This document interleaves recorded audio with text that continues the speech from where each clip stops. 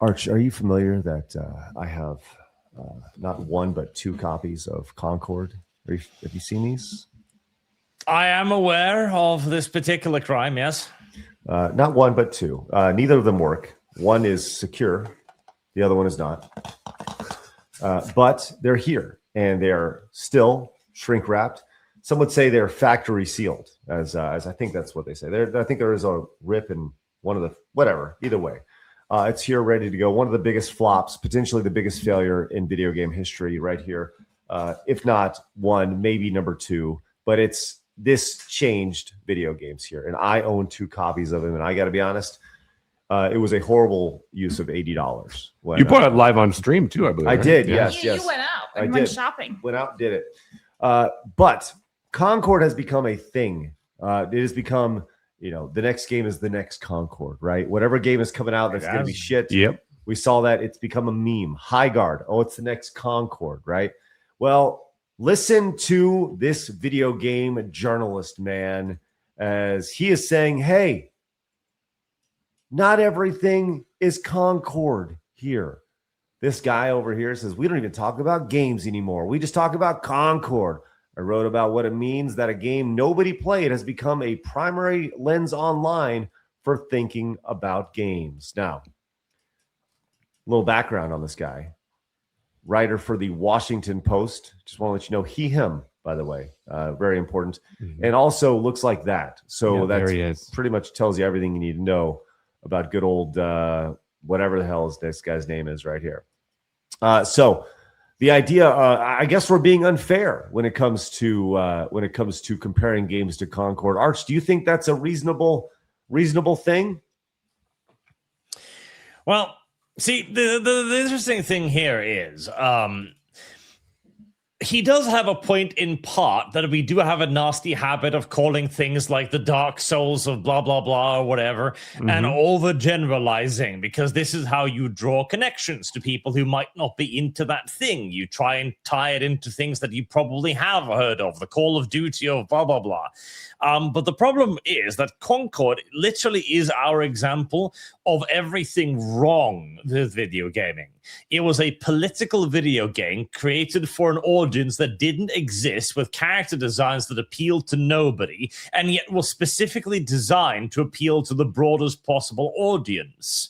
That's why it keeps getting brought up, because it's a fantastic example of that. And it's not like it was a sole singular example either. High Guard echoes Concord very much so. 1348 ex voto, the recent work flop, again, very much so echoes it, where the people are like, why do you want attractive characters? Why can't we make butt ugly women? Because nobody wants it. Nobody wants it. Yeah. Well, it's interesting here because this guy had his post, and it's funny because the response to this is pretty much exactly like you'd expect. People have pointed out just how fucking idiotic this guy is.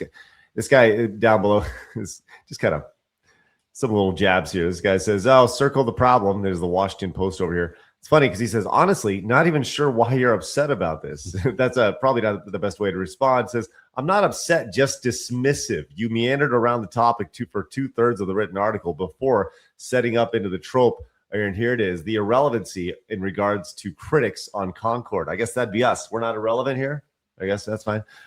Then the last half of the article is to ask for money. The article fails to make any meaningful argument for anything, but still lands on the expected conclusion. My newsletter goes out to a small set of subscribers, and that's what the money stuff is about. I'll grant that the piece may not be a huge revelation, but it's not saying critics are irrelevant or Concord was good or consumers were wrong, but that they were talking about the business and marketing more than the games these days, as evidenced by Concord and a game nobody played being such a huge focal point, and that bums me out. I like talking about games themselves. I don't like talking about. I don't think that's particularly objectionable.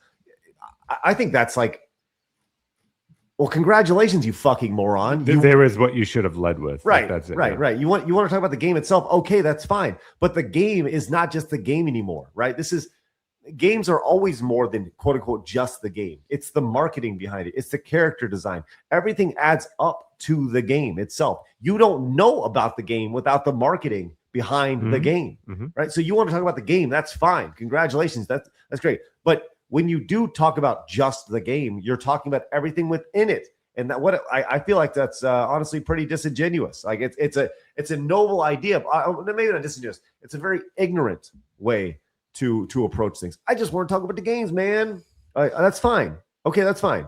But that's not how this works. And it's not how it's ever worked. Since the first video game dropped, every video game has been about the marketing behind it, the look of it, the feel of it, the arcade cabinet, the character design, the box art. It's all tied in.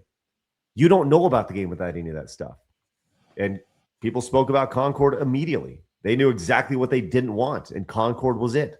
So, yeah. And this is also like, this is actually about the game. This is relevant. And the fact that nobody played it is also relevant. That is the point we are making. That doesn't make it less relevant. That makes it more relevant. It is being held up as an example of failure.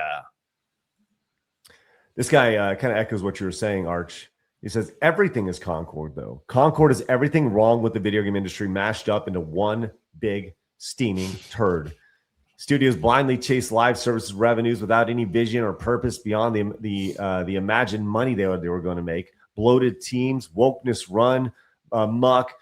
When they say everything is Concord, it's because the values that produce Concord are still the animating values of many studios and publishers, and they continue to repeat the same mistakes. Highguard absolutely was a Concord.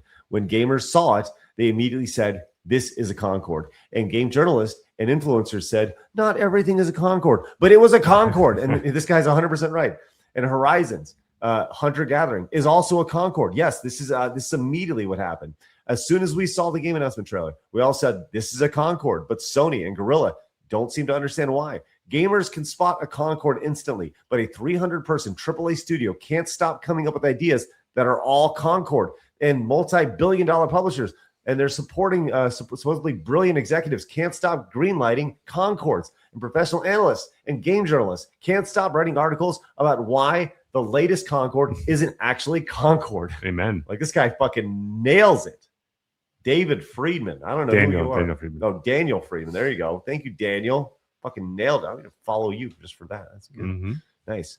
So, yeah, they just don't get it, Arch. And the disconnect, we talk about this all the time, between the journalist, and I use that term loosely, journalist, the industry, and the actual gamers is so vast.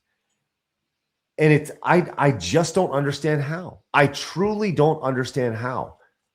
How did we get here? Is it the echo chambers of online? Is it the toxic positivity inside the studios? I mean, none of this makes sense to me. It truly doesn't, that we consistently see Concord after Concord after Concord. You let in, so it's that you let in an ideology that was coming in from schools and et cetera, get into the entertainment market. And then those with the same ideology climbed up the ladder and then hired that same thing. And so it's just basically like, it's the same thing you see in everywhere. It's the insane people running the insane asylums. It's basically what's happening. Yes. And so that same, then you get into HR, let's say in a game journalism studio, and then you only hire those people with those same values. And so essentially this is just to keep that same echo chamber going on and on. It has nothing to do with the game. It just has to go, ooh, they're on my side. And my side, I applaud that side. And we get rid of anything that is against that message.